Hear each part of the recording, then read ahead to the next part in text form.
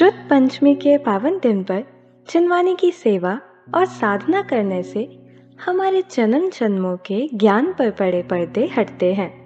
तेजी से बदल रहे इस जमाने में जहां बच्चों की पढ़ाई से लेकर डॉक्टर की विजिट भी ऑनलाइन हो गई है, स्वाध्याय करने और कराने में भी बहुत चेंजेस हुए हैं।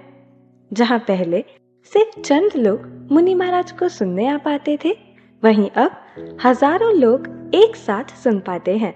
अब तत्वाद सूत्र जैसे महान ग्रंथ के स्वाध्याय में हम गुरुवाणी के साथ साथ ग्राफ्स और विजुअलाइजेशन की हेल्प से कॉन्सेप्ट्स जल्दी और अच्छे से समझ पाते हैं। शास्त्र अब सिर्फ ऑफलाइन ही नहीं आते, ऑनलाइन ऑफलाइन आते हैं। सिर्फ पढ़ो नहीं, सुनो भी, देखो भी और अभ्यास भी करो। आइए बदलते जमाने के साथ बदलते माध्यमों से श्रुत की सेवा करें। आज ही तत्वार्थ सूत्र स्वाध्याय में सहयोग करें, क्योंकि ज्ञान हमें अभी भी श्रुत की सेवा और साधना से ही मिलेगा। तत्वार्थ सूत्र के प्रकाशन, प्रसारण, संपादन एवं स्वाध्याय के लिए मुक्त हस्त से दान दें। ओम अरहम नमः। संत शिरोमणि आचार्य गुरुवर श्री विद्यासागर जी महाराज की जय। और हम योग प्रणेता पूज्य मुनि श्री प्रणम्य सागर जी महाराज की जय। ओम अरहम नमः। श्री तत्वार्थ सूत्र के दूसरे अध्याय की कक्षा में आप सभी का स्वागत है। आज हम अपनी क्लास की शुरुआत मुनिश्री की वाणी में अपने मन को निश्चिंत शांत करने वाले ध्यान से करेंगे। सीधे बैठ जाइए। सीधे बैठ जाओ। एक एक तीर्थंकर के नाम से क्या क्या हम क्वालिटी अपने अंदर ला सकते हैं, इस चीज का हम ध्यान करते हैं, है ना। चलो 3 बार पहले ओम अरहम नमः से अपने माइंड को बिल्कुल फ्रेश करो। ओम अरहम नमः। ओम अरहम नमः। ओम अरहम नमः। गहरी लंबी श्वास लो। हाथ जोड़ करके याद करेंगे 9वें तीर्थंकर पुष्पदंत जिनेन्द्र। हे भगवान, बोलें, मेरे दांत भी आपकी तरह सुंदर हों। आपका दूसरा नाम सुविधि है, यानी अच्छी विधि या कर्म करने वाले। मैं भी आपकी तरह श्रेष्ठ कर्म करूं, इसलिए आपको नमस्कार करता हूं। हे 10वें तीर्थंकर शीतलनाथ भगवान, मेरा चित्त मन हमेशा शीतल रहे। किसी भी प्रकार का संताप, क्लेश मुझे अनुभूत न हो। मैं इसी गुण की प्राप्ति के लिए आपको नमस्कार करता हूँ।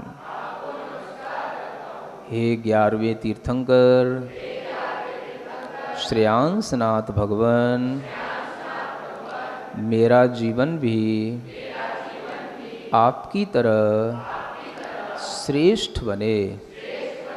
आपके चरणों में मेरा नमस्कार हो। हे 12वें तीर्थंकर वासुपूज्य भगवान, जैसे आप देवों से पूज्य हुए, वैसे ही मेरी भी आत्मा पूज्य बने। इस हेतु आपके चरणों में नमस्कार हो। हे 13वें तीर्थंकर विमलनाथ भगवान, आपकी आत्मा जिस तरह से कर्म मल से रहित हुई है, मेरा भी आत्मा आपकी तरह विमल हो। आपके चरणों में नमस्कार हो। हे 14वें तीर्थंकर, अनंत जित भगवन, आपको मैं इसलिए नमस्कार कर रहा हूँ कि मुझे अनंत गुणों की प्राप्ति हो। हे 15वें तीर्थंकर, धर्मनाथ भगवन, जैसे आपने धर्म को धारण करके अपनी आत्मा को पवित्र बनाया, इसी तरह से मैं भी धर्म धारण करके पवित्र बनूं। आपके चरणों में मैं नमस्कार करता हूँ। हे 16वें तीर्थंकर, शांतिनाथ भगवन, आपने अपने दोषों की शांति करके अपनी आत्मा की शांति प्राप्त की, इसी तरह से मेरी सारी बुराइयाँ, मेरे सारे दोष शांत हो जाएं। आपके चरणों में मैं नमस्कार करता हूँ। मैं आज बहुत खुश हूँ। मुझे आज भगवान आदिनाथ का ज्ञान मिला। मैंने आज विश्वास किया है कि सर्वज्ञ होते हैं। भगवान एक नहीं अनंत होते हैं। इस अद्भुत ज्ञान से मेरा मन आज बहुत प्रसन्न है। मैं खुश हूँ, मैं प्रसन्न हूँ। अपनी चेहरे पर मुस्कुराहट रखते हुए अपनी हथेलियों को घिसकर आँखों पर रखें। इस मंत्र के साथ धीमे से आँखें खोलें। ओम अरहम परम शांति। ओम अरहम परम शांति। ओम अरहम परम शांति। आइए अब हम पूर्ण एकाग्रता से अपनी क्लास की ओर चलते हैं और कल की कक्षा का एक क्विक रिकैप कर लेते हैं। हमने जाना कि अंतरप्पा बनने की प्रोसेस इंद्रियों के माध्यम से मेडिटेशन करने से शुरू होती है। इससे आप अनचाही वस्तु जो आपने मोबाइल आदि पर देख ली थी, उससे भी दूरी बना सकते हैं। मेडिटेशन में भी वह वस्तु याद आने पर हमें देखना है कि हमने उसे नेत्र इंद्रिय से देखा था। अब जब नेत्र बंद है, फिर भी वह मुझे दिखाई दे रही है, लेकिन ना तो वह पदार्थ सामने है और ना नेत्र का काम सामने है। मेरे सामने तो केवल मैं हूँ। इतना विचार करने से वह ऑब्जेक्ट धीरे धीरे गायब होते चले जाएंगे। साक्षी बनने की प्रक्रिया इसी ज्ञान के साथ होती है। केवल श्वासें गिनने से कुछ नहीं होता। इन सूत्रों को ध्यान में उपयोग करना चाहिए। सूत्र 21 में हमने जाना कि मन का विषय श्रुत यानी श्रुत ज्ञान होता है। श्रुत ज्ञान हमें अर्थ से अर्थांतर की ओर ले जाता है। इंद्रियों के माध्यम से चीज ग्रहण करने के पश्चात जो भी हमारे अंदर ज्ञान चलता है, वह श्रुत ज्ञान है। जैसे किसी नई वस्तु को देखकर अपनी स्मृति से जानकारी निकालना मति ज्ञान है, मगर आगे सोचना कि यह यहाँ क्यों आई, किससे मिलने आया आदि श्रुत ज्ञान है। यानी जो सामने है उसके अलावा दूसरे पदार्थ का ज्ञान होना। ध्यान में श्रुत ज्ञान मति ज्ञान से ज्यादा परेशान करता है, मगर ध्यान भी श्रुत ज्ञान से ही होता है। डिस्टर्ब करने वाली चीज़ ही कंसंट्रेशन के भी काम आती है।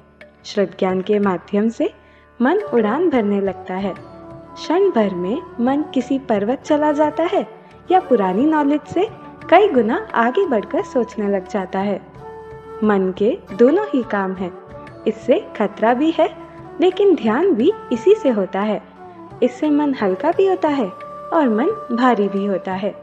जैसे दूसरे को मरता देखकर मन कह सकता है कि कहीं ऐसा मेरे साथ ना हो जाए, तो मन के ऊपर उनका प्रेशर आने लगेगा, वह डिप्रेशन में जाने लगेगा।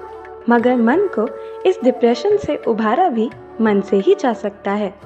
हमने समझा कि अपनी भावनाओं से, अपने ज्ञान से, अपने मेडिटेशन से और अपनी आत्मा के विश्वास से बाहर की बातों को मन के लिए खतरा ना बनने दें। बस जो हमारे पास है उसी को महसूस करें। 5 इंद्रियों का, 5 प्रकार के भावों का, 5 प्रकार के स्थावर जीव आदि का चिंतन करते रहने से मन बाहर की चीज़ों से परेशान नहीं होगा और मन के अंदर ज्ञान बढ़ेगा। यही शुद्ध ज्ञान मन की रक्षा करेगा। तत्वार्थ सूत्र, द्रव्य संग्रह आदि सुनना भी शुद्ध ज्ञान है और इनमें मन लगाना चाहिए। इंद्रिय, मन और इनके विषयों को आत्मा से भिन्न जानकर जिनवानी में मन लगाने की कोशिश करें। तो चलिए अब हम सभी अपने मोक्ष मार्ग को प्रशस्त करने के लिए पूज्य मुनि श्री का उद्बोधन सुनते हैं। मोक्षमार्गस्य नेतारं भेत्तारं कर्मभूव्रतां ज्ञातारं विश्वतत्त्वानां वन्दे तद्गुणलब्धये।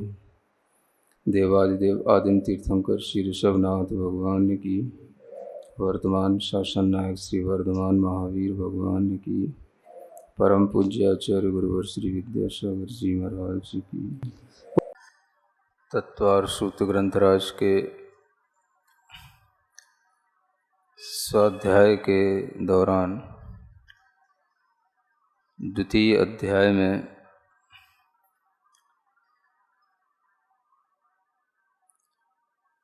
दो इंद्रिय आदि जीवों का वर्णन करने के बाद यह प्रकरण प्रारंभ होता है कि कौन से जीव कितनी इंद्रिय वाले होते हैं। इसको प्रारंभ करते हुए यह सूत्र नंबर 22 पढ़ा जाता है।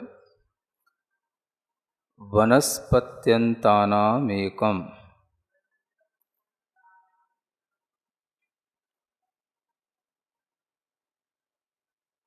वनस्पति जिनके अंत में है, ऐसे सभी जीव एकम माने एक इंद्रिय वाले होते हैं। आपको ऊपर के सूत्रों में इंद्रिय के विषयों की जानकारी दी गई थी और फिर मन के विषय की जानकारी दी गई थी। अब यहाँ ये बताया जा रहा है कि एक इंद्रिय जीव कौन कौन से होते हैं या एक इंद्रिय किन किन जीवों के पास होती है। तो सूत्र लिखने का आप ढंग देखें, क्या कहते हैं, वनस्पत्यन्तानाम, यानी वनस्पति है जिनके अंत में उन सब जीवों की एक इंद्रिय होती है। किसके अंत में वनस्पति है? जो एक सूत्र पहले आया था, पृथिव्यप तेजो वायु वनस्पतयः स्थावरा, सूत्र आया था। इस सूत्र में वनस्पति अंत में है जिनके, तो वह कौन कौन से जीव हैं जिनके अंत में जाकर के वह वनस्पति है? तो पृथ्वी, जल, अग्नि, वायु और वनस्पति अंत में। इस तरह से इन सभी जीवों के एक इंद्रिय होती है जिसे स्पर्शन इंद्रिय कहते हैं। कौन सी इंद्रिय? हाँ, इसी को आचार्यों ने परिभाषा के रूप में समझाते हुए कहा है कि एक स्पर्शन इंद्रिय का क्षयोपशम होने के लिए भी या उसका ज्ञान होने के लिए भी वीर अंतराय और मति ज्ञानावरण कर्मों के क्षयोपशम के साथ साथ शरीर नाम कर्म का उदय और उसके साथ साथ जाति नाम कर्म का उदय भी लगता है। तब उस जीव को एक इंद्रिय जाति में उत्पन्न होना होता है। वनस्पति में भी स्पर्शन इंद्रिय जन्य ज्ञान होता है और पृथ्वी आदि सभी जीवों में भी एक स्पर्शन इंद्रिय जन्य ज्ञान होता है। ये बात जो यहाँ से स्पष्ट हो रही है, इससे आप यह समझ सकते हैं कि वनस्पतियों में भी हमें स्पर्शन इंद्रिय से होने वाली प्रवृत्तियाँ दिखाई देती हैं। पृथ्वी जल अग्नि वायु में भी हमें एक इंद्रिय जो स्पर्शन इंद्रिय है उससे होने वाली प्रवृत्तियाँ देखने को मिल सकती हैं। पृथ्वी भी एक स्पर्शन इंद्रिय के माध्यम से अनेक तरह के अपनी वृद्धियां कर सकती है और उस स्पर्शन इंद्रिय के माध्यम से ही जैसी पृथ्वी होती है वैसी ही वो अपनी स्पर्शन इंद्रिय के माध्यम से उसको अन्य भी पृथ्वी को ग्रहण कर लेती है। अभी किसी ने दिखाया था, बताया था कि कहीं पर विदेशों में एक स्थान है जिसमें जो पत्थर हैं तरह तरह की उनके अंदर प्रतिक्रियाएं हो रही हैं और उसको वैज्ञानिक लोग भी देख रहे हैं, जानने की कोशिश कर रहे हैं। वो पत्थर यहाँ तक भी बताए गए कि बढ़ते हैं।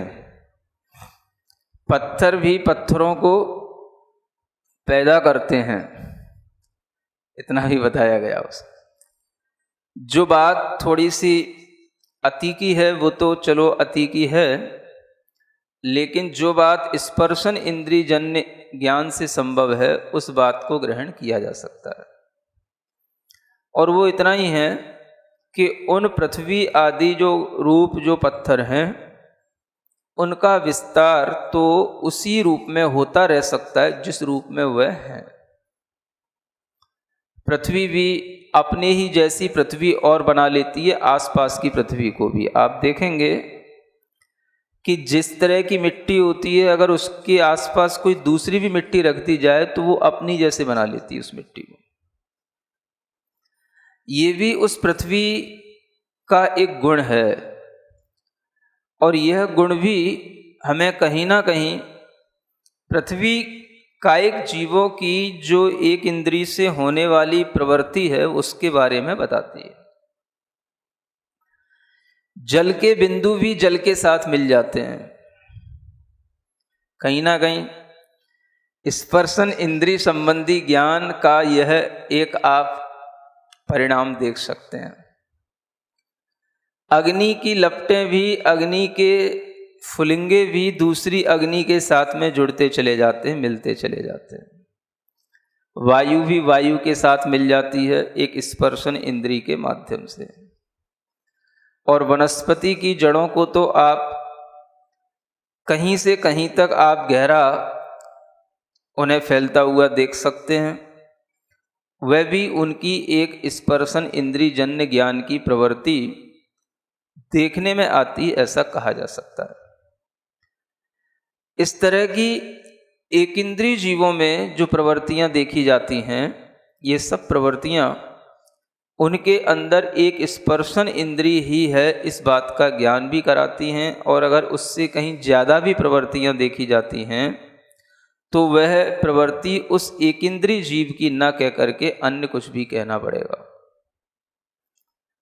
इसलिए आचार्य यहाँ कहते हैं कि आप ये निश्चय कर लें कि वनस्पति तक जो स्थावर जीव हैं उन सब में एकमात्र ही एक इंद्री होती है और उसी इंद्री से वह अपना ज्ञान और उनकी प्रवृत्तियां चला करती हैं।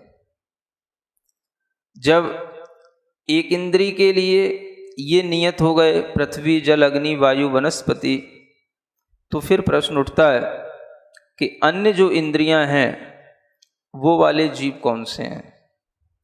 तो उसके लिए आचार्य आगे का सूत्र देते हैं, क्रमी पिपीलिका भ्रमर मनुष्यादीना मेकैक वृद्धानि।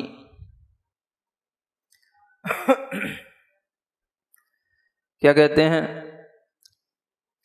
क्रमी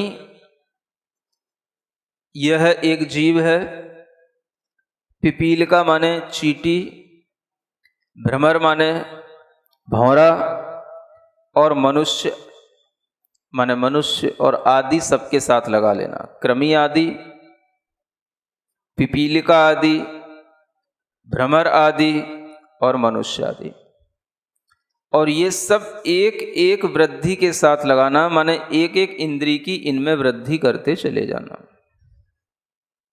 यानी दो इंद्री जीव के लिए उदाहरण दिया गया है क्रमी का, तीन इंद्री जीव के लिए उदाहरण दिया गया है पिपील का यानी चींटी का, चार इंद्री जीव के लिए उदाहरण दिया गया है भ्रमर का, भौरे का, पांच इंद्री जीव के लिए उदाहरण दिया गया है मनुष्य का।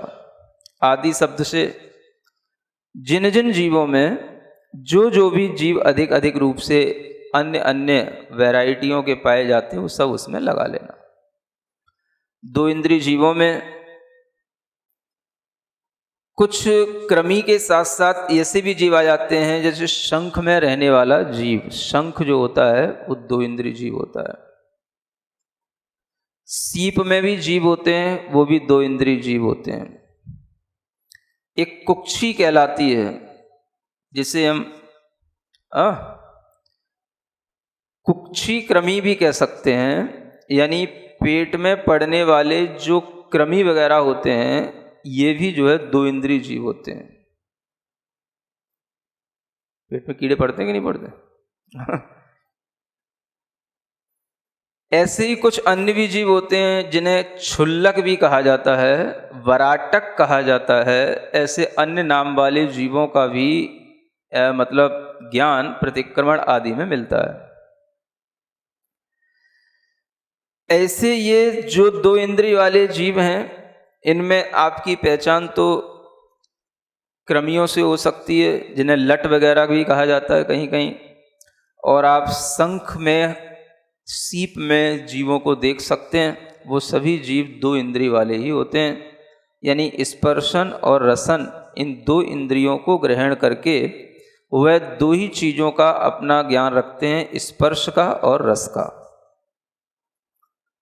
कितने ही तरह के ऐसे जीव होते हैं जो बस स्पर्श के ज्ञान के साथ साथ सिर्फ रस का ही ज्ञान रख पाते हैं, है ना। और उस रस ज्ञान में भी उन्हें इतना रस आता है कि कोई कोई आप धान्य विशेष देखेंगे तो आपको लगेगा कि इस धान्य में ये कीड़े जो उत्पन्न होते हैं वो उसी रस को जानने वाले होते हैं जो उस धान के कीड़े होते हैं। कई बार इस तरह के जो क्रमी इत्यादि पड़ जाती हैं कई अनाजों में, तो उसमें भी उसी तरह के वो रस और स्पर्श को जानने वाले कीड़े होते हैं। ये दो इंद्रिय जीवों में इतना ज्ञान आ जाता है, स्पर्श और रस संबंधी ज्ञान। फिर उसके बाद में क्रमी के आगे उदाहरण देते हैं पिपीलिका का, यानी तीन इंद्रिय जीवों में चींटी आदि का ग्रहण करना, है ना। चींटी भी होती है, एक चींटा भी होता है। आप लोग चींटा को यहाँ क्या बोलते हो? मकोड़ा, है ना।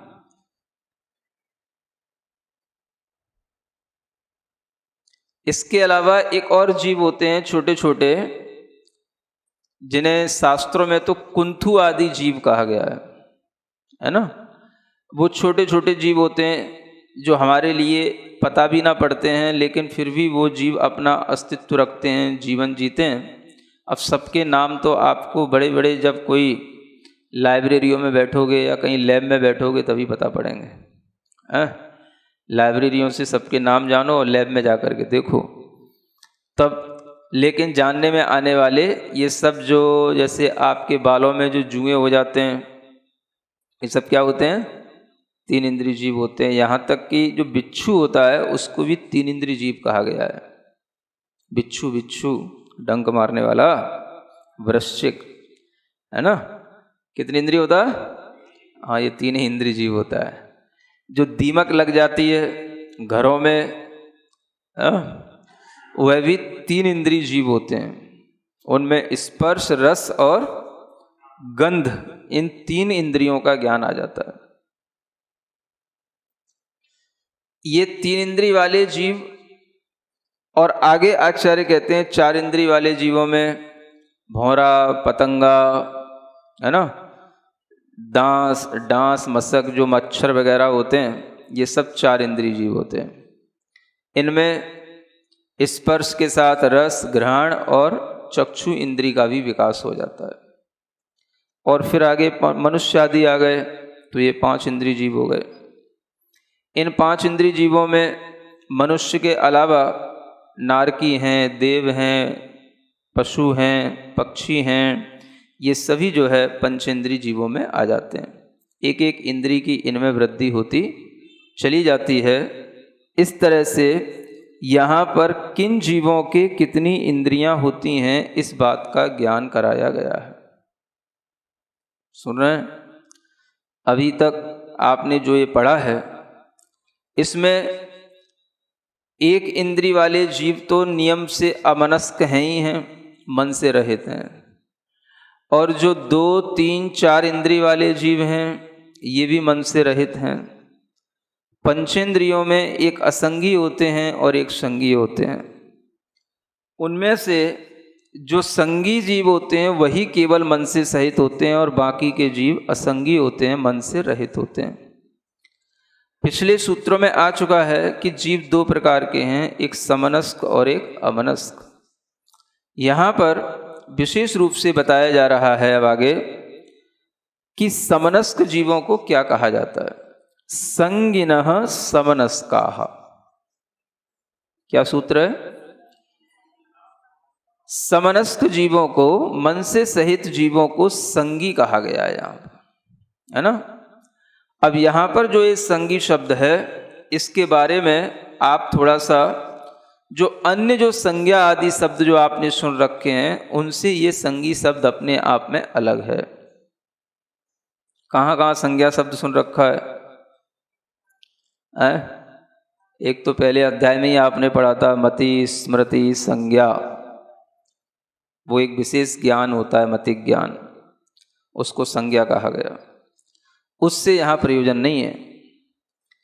यहाँ पर संज्ञा का मतलब कोई विशेष ज्ञान नहीं है। संज्ञा का मतलब यहाँ पर सामान्य मतिक ज्ञान भी नहीं है, क्योंकि ये ज्ञान तो सभी में पाए जाएंगे। जो एक इंद्रिय आदि जीव हैं, अमनस्क जीव हैं, उनमें भी पाया जाएगा, है ना? और संज्ञा का मतलब यहाँ पर कोई नाम से भी लेना देना नहीं है। किसी का कोई नाम होता है उसको भी संज्ञा बोलते हैं, तो उससे भी कोई लेना देना नहीं है। संज्ञा का मतलब एक और आपने सुना होगा, 4 प्रकार की संज्ञाएं होती हैं, आहार, भय, मैथुन और परिग्रह।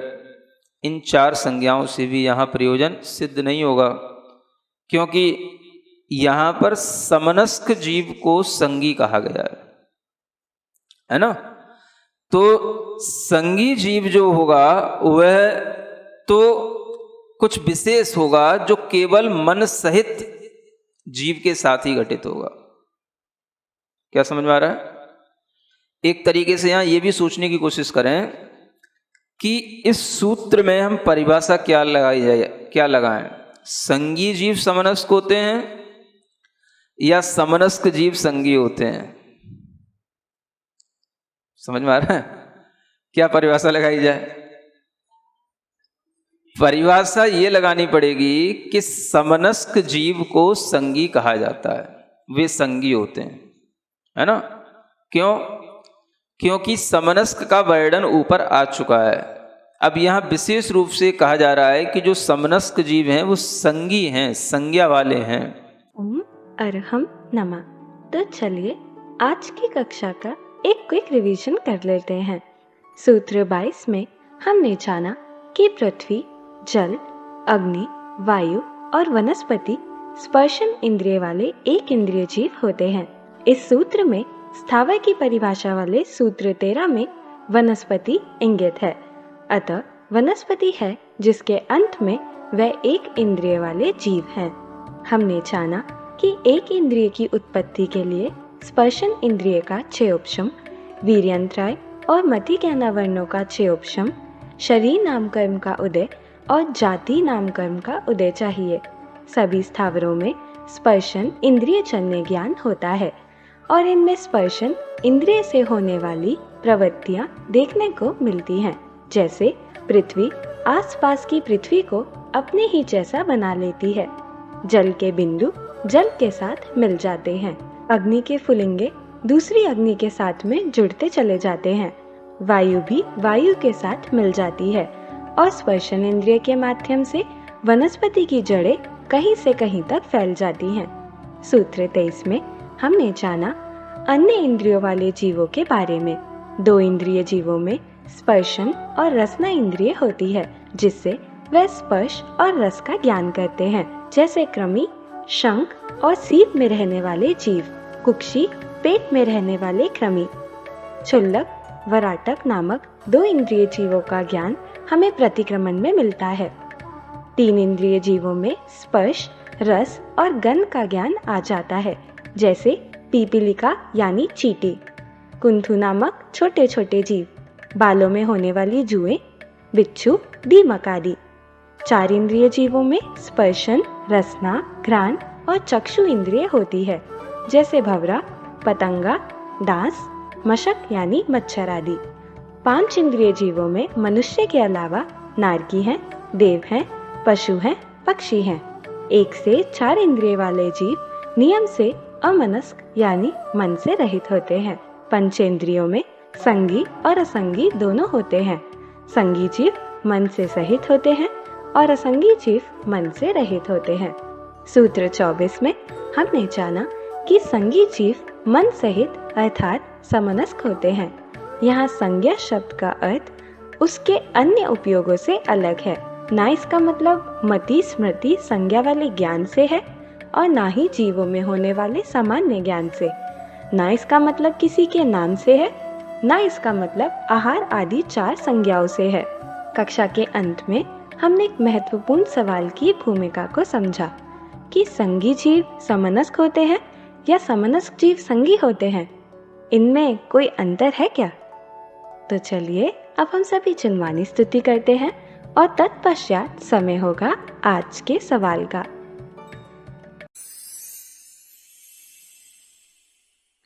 सिरिजिणवाणी जग कल्याणी जग जन मदतम मोहरी जणमण हारी गढ़हर हारी जम जरा भव रोग हरी तिथ्य राणम दिव्य झुणिम जो पड़ई सुणई मय्ये धारई राणम सौख मणंतम धर्य सासद मोक्ष पदम पावई सासद मोक्ष पदम पावई।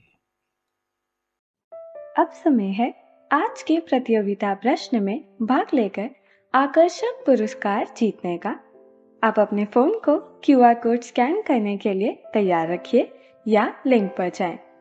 आप अपना उत्तर चुनकर हमें कल दोपहर 2 बजे तक भेज सकते हैं। 3 भाग्यशाली विजेताओं को मिलेंगे आकर्षक उपहार। विजेताओं का नाम इसी कार्यक्रम में हर रविवार को घोषित किया जाएगा। साथ ही सभी प्रश्नों के सही उत्तर भी बताए जाएंगे। आज का सवाल है, निम्न में से कौन सा जीव 3 इंद्रिय है? बिच्छू, चींटी, भंवरा, लट। अगर आप किसी कारणवश कोड स्कैन न कर पाए हों तो आप क्लास की वेबसाइट पर जाकर उन्हें अटेम्प्ट कर सकते हैं। इस लिंक पर जाएं या QR कोड को स्कैन कीजिए।